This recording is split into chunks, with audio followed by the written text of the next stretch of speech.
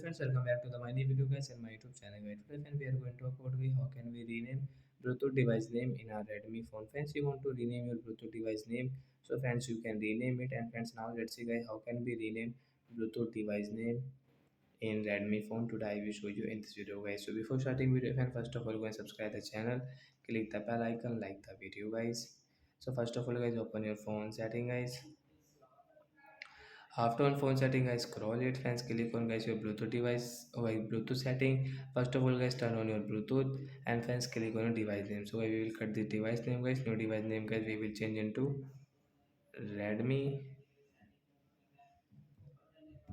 Redmi phone Bluetooth.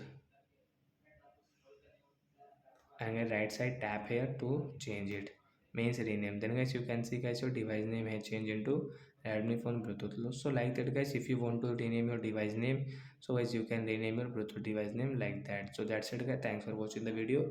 Bye guys.